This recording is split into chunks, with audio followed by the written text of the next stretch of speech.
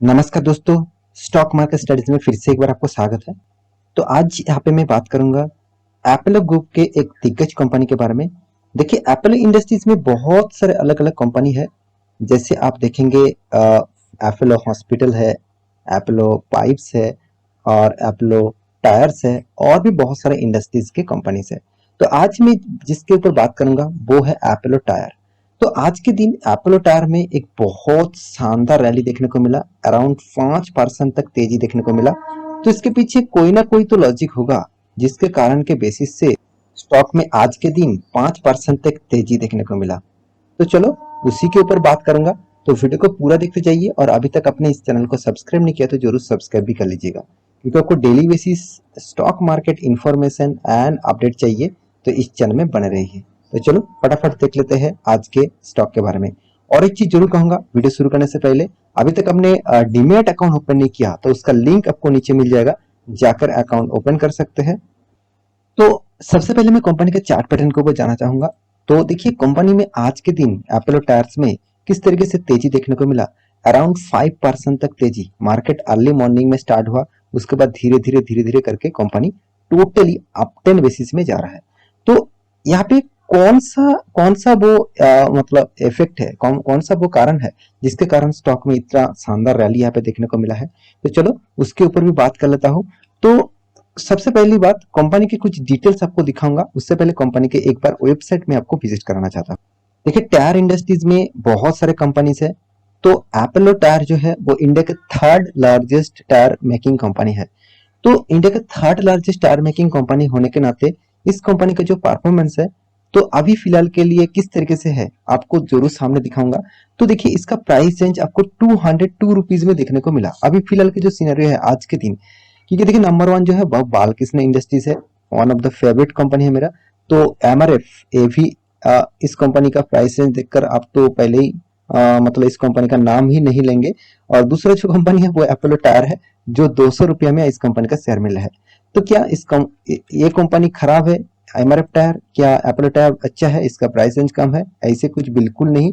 हाँ, एमआरएफ का टायर अभी तक स्प्लिट नहीं, कंपनी कभी भी स्प्लिट बोनस बाईबैक इस तरीके से कुछ अभी तक नहीं लेके आया। तो इसके कारण स्टॉक में अभी भी प्राइस रेंज जब से कंपनी स्टार्ट हुआ था तब से उसी प्राइस रेंज में काम कर रहा है।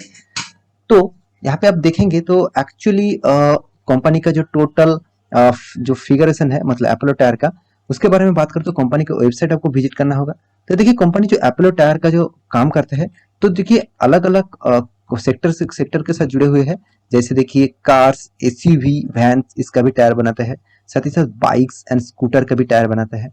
साथ ही साथ देखिए, एग्रीकल्चर जितने सारे मान रहे, जैसे ट्रैक्टर मान के चलिए, और एग्रीकल्चर के बहुत सारे मशीनरी होते थे, उसके ऊपर भी कंपनी टायर बनाते हैं। और ट्रक्स एंड बसेस, तो ट्रक्स के ऊपर भी बनाते हैं और बसेस के ऊपर भी बनाते हैं। यहाँ पे देखिए, इंडस्ट्रियल जैसे एक्सकेलेटर हो गया और भी बहुत सारे जो इंडस्ट्रियल के लिए जो जो गाड़ियां लगते हैं उसके ऊपर भी यहाँ पे कंपनी टायर बनाते हैं। और देखिए, इंटर मूवर के लिए भी यहाँ पे टायर बनाते हैं। तो बहुत सारे सेक्टर के साथ कंपनी जुड़े हुए हैं। तो मेरे हिसाब से कंपनी का जो अभी मतलब फिगरेशन है, कंपनी का जो बिजनेस मॉडल है वो बहुत शानदार है। तो यहाँ पे कंपनी के ऊपर क्या अभी कंटिन्यू करना चाहिए? तो आज के दिन का तेजी के पीछे कारण सबसे पहले आपको बता दूंगा, उसके बाद कंटिन्यू करेंगे कि नहीं करेंगे वो तो बात की बात है। तो सबसे पहले देखिए, एक बहुत इंपॉर्टेंट डेट यहाँ पे अनाउंसमेंट हो चुके हैं, वो है कंपनी का Q4 Q4 का रिजल्ट। कंपनी Q4 रिजल्ट में क्या करने वाला है, सबसे बड़ी बात होते हैं। देखिए क्या करने वाले हैं, देखिए डिविडेंड, फाइनेंशियल रिजल्ट और सबसे बड़ी बात है फंड रेजिंग। तो इससे बड़ी बात और नहीं हो सकती। देखिए, फंड रेजिंग मतलब मान के चलिए आप एक बिजनेस कर रहे हैं, उसमें फिर से री इन्वेस्ट करेंगे, मतलब बिजनेस को बढ़ाने के लिए फिर भी री इन्वेस्ट करेंगे। तो ये सबसे बड़ी एक पॉइंट होते हैं कोई भी कंपनीज के लिए। तो यहाँ पे कंपनी ने क्या डिसाइड किया कि फंड रेजिंग करने वाले हैं। तो फंड रेजिंग करेंगे तो इसके बेसिस से कंपनी का ग्रोथ भी होगा और कंपनी का बिजनेस भी बढ़ेगा। तो मेरे हिसाब से यहाँ पे कंपनी ने जो अनाउंसमेंट किया वो बहुत पॉजिटिवली मुझे यहाँ पे देखने को मिला। अभी देखा जाए तो कंपनी का बिजनेस मॉडल के हिसाब से अच्छा खासा कंपनी काम यहाँ पे कर रहा है। तो कंपनी का जो 12th मई इस दिन को मतलब इस डेट को जरूर याद रखिएगा। इस दिन कंपनी तीन चीज अनाउंसमेंट करने वाला है। रिजल्ट तो ऑब्वियसली आएगा ही, साथ ही साथ कंपनी डिविडेंड भी देगा। और यहाँ पे फंड रेजिंग की भी बात यहाँ पे किया जा रहा है, तो कितना फंड रेजिंग होगा, कितना ही कंपनी के ऊपर इन्वेस्टमेंट होगा, तो इस तरीके से कुछ बातें यहाँ पे बताए जा रहे हैं। तो यही कारण है, इस कारण के बेसिस से ही मार्केट में आज कितना शानदार रैली आपको देखने को मिला, आप देख ही सकते हैं। तो अभी इस कंपनी के ऊपर क्या करना चाहिए, तो चलो उसके ऊपर भी बात कर लेता हूँ। तो देखिए कंपनी की जो परफॉर्मेंस है उसके बारे में बात कर, तो कंपनी देखिए 5 दिनों में नेगेटिव था, 1 मंथ में पॉजिटिव था, 6 मंथ में नेगेटिव था, कितना 13% तक लॉसेस था। उसके बाद देखिए कंपनी ने 1 साल में क्या था, 8% तक लॉसेस। कंपनी का 5 साल में चार्ट पैटर्न देखा तो 10% तक losses. Maximum chart pattern open कर दूं तो देखिए 2900% का रिटर्न। तो आप कहेंगे सर रिटर्न तो अच्छा हुआ, फिर भी देखिए कंपनी में कितना वोलेटिलिटी है, मतलब कितना अप्स एंड डाउन है।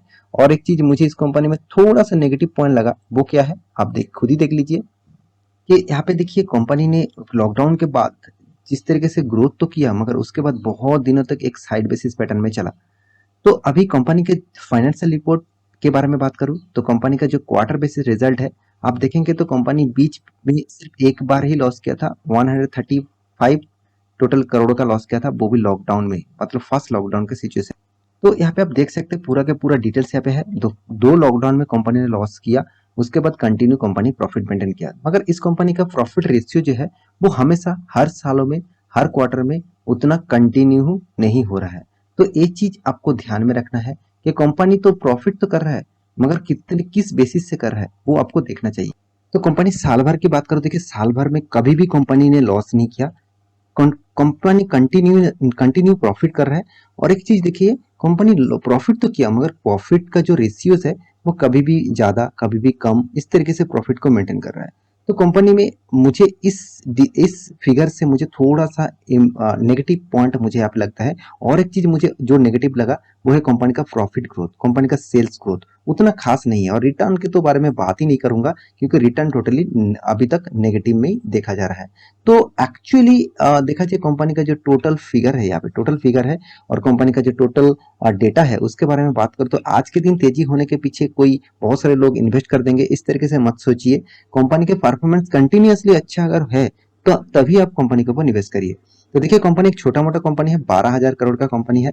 तो कंपनी का पी रेशियो चलो इंडस्ट्रीज पी रेशियो से बहुत कम है। कंपनी का return of equity, return of capital employed उतना खास लेवल में नहीं है। डेप्थ ऑफ इक्विटी के बारे में बात करें तो 0.63 इसका डेप्थ है।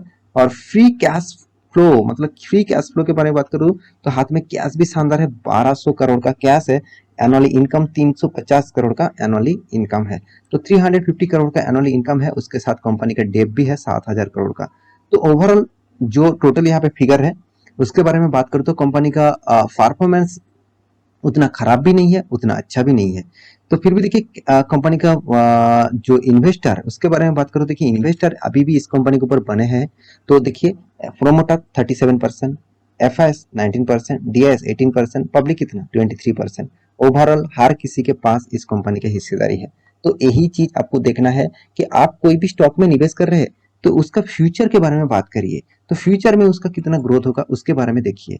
तो मुझे लगता है टाटा सॉरी मतलब जो एप्पल और टायर है वो एक्चुअली परफॉर्मेंस तो अच्छा कर रहा है, मगर उतना ज्यादा ग्रोथ नहीं हो रहा है बाकी इसका जितने सारे कंपटीटर है उसके हिसाब से। क्योंकि एप्पल और टायर जो है इंडिया के थर्ड लार्जेस्ट मतलब देखा जाए तो टायर मेकिंग कंपनी है।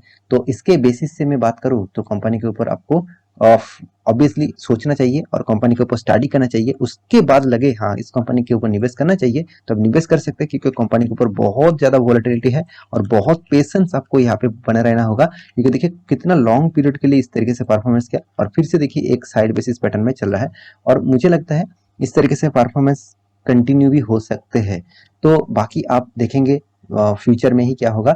तो आशा करता हूँ सारी जानकारी आपको मिल चुका है। मेरे वीडियो अच्छे लगे तो लाइक करना, दोस्तों के साथ शेयर करना और चैनल को सब्सक्राइब भी करना। मिलते हैं नया स्टॉक लेके, तब तक के लिए अच्छे से रहिए, अपने ख्याल रखिए, बाय बाय।